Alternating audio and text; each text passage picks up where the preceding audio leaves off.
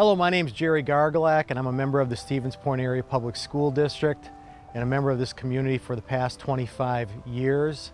I would like to thank you for attending the Gala for Giving and welcome to this evening's event.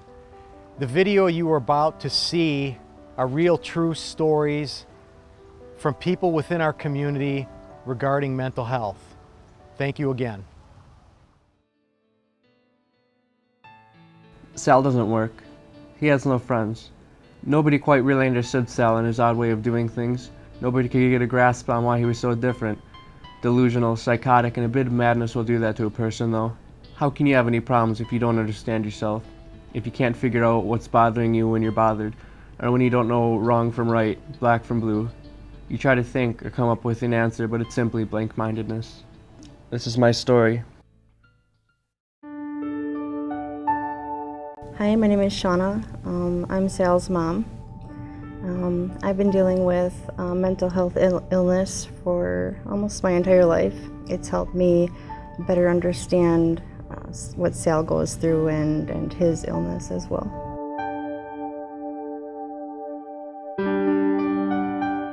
When I was 19, I was hospitalized because I was in so much depression that I attempted suicide.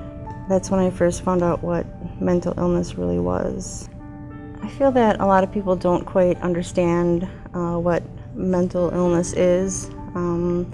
They don't really know how to approach or deal with a person that has mental illness. It seems like the only people that really do get it and really do understand are the ones that have experienced it or have a family member that has gone through it.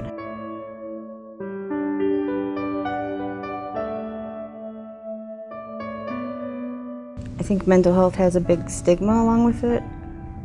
I believe it should be called a brain disorder because in reality it's like a broken brain. When I was first asked to be a part of this,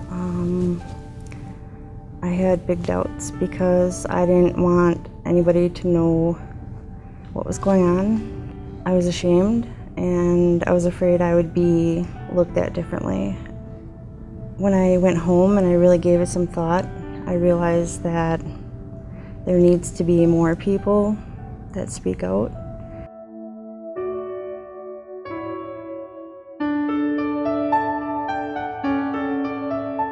I think the earlier it's detected, the easier it is to treat, the more effective it is to treat, and the less, people have to suffer going through it. Because suffering is no way to live. I'm Heidi, and my husband and Tom and I moved back up to Stevens Point from Southern Illinois when we had our first son, Ian. We are a middle-class family. We both have full-time professional jobs. Our son, Ian, was a regular kid growing up. So in the last 2 years, he had 3 suicide attempts. The first, he tried to throw himself out of my car when I was driving on Highway 10, 65, 70 miles an hour.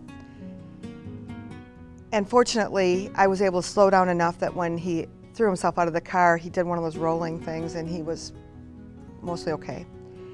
The next 2 were really scary. And actually the next 2 were overdoses, suicide attempts through overdose. And most people would probably think, oh, are they thinking heroin or cocaine or something big like that? But what our son used was something very cheap and very legal, is cold medicine and Robitussin.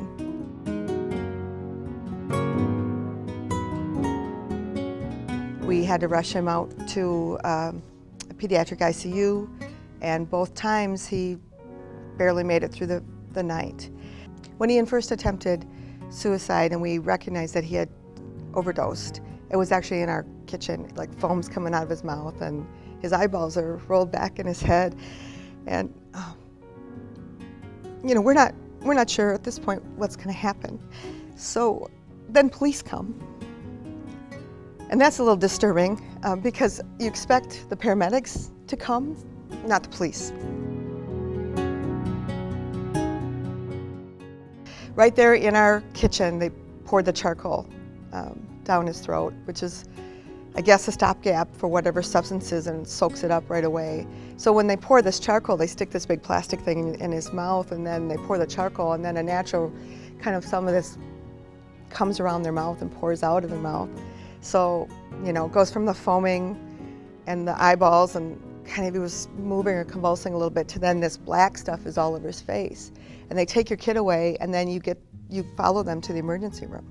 Some of his behavior was violent, and so we could not have him staying in our home because we have another child who we had to protect. So he ended up sleeping in a laundromat for about 4 nights, and the police suggested that because laundromats are dry and warm.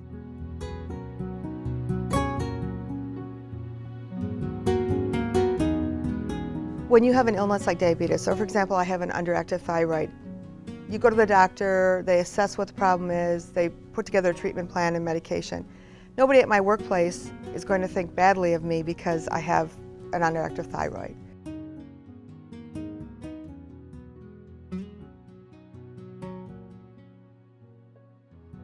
But because our son got a mental health illness and then a co-occurring drug addiction, there's a lot of people that judge us very harshly.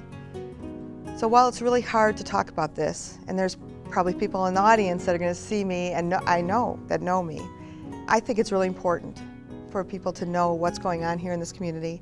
You're trying to take care of your other child or children, and then you're still trying to help the kid that's got this terrible mental health issue, a crisis, an illness. Somebody needs to help the families do that. I'd just like to say to people that we have a lot of great resources in this community.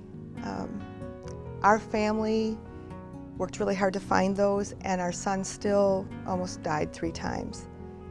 We just need to do better.